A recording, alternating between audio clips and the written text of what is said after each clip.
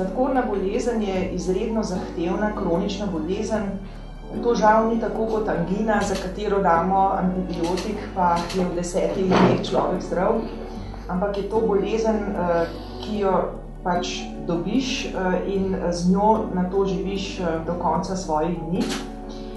Tu so vzponi, tu so padci, tu je potrebno ustvariti neko konstruktivno partnerstvo z terapevtom oziroma zdravnikom, z medicinsko sestro, z edukatorji, te so izredno pomembni. Skratka, tukaj smo na istem bregu in si skupaj prizadevamo, da nek človek za svojo bolezen poskrbi na najboljši možen način. Veliko govorimo o tem, kako pomembno je, da opolnomočimo človeka s sladkorno boleznijo, da bo znal sam v nekih ključnih trenutkih prevzeti prave odločitve, ki bodo tudi na dolgi rok zanj ali zanjo najboljše.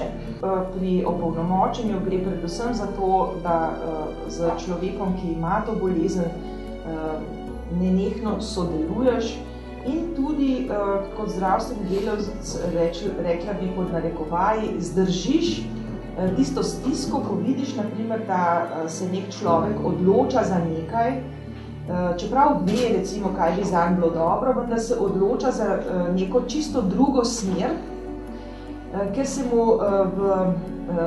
zaradi okoliščin, v katerih trenutno živi, ali pa morda zaradi tega, ker odločitev pri njem še ni povsem zrela, odloča za neke stvari, ki, naprimer, zdravstveni delavec ve, da ni prava smer.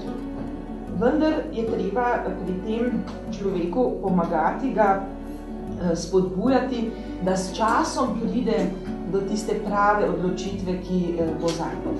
In ravno tukaj smo ljudje, ki pač smo vzgojeni v recimo urgentni critical care medicini, najbolj bosi. Vsekakor menimo, da če mi vemo, da ta človek naprimer ne bi smel uživati naprimer neskončne količine medu ali pa naprimer nekih drugih hran, za katere vemo, da pri diabetesu niso najbolj dobrodošle, da pač skušamo mu povedati, da morda med ni najboljši, vendar da je odločitev njegova.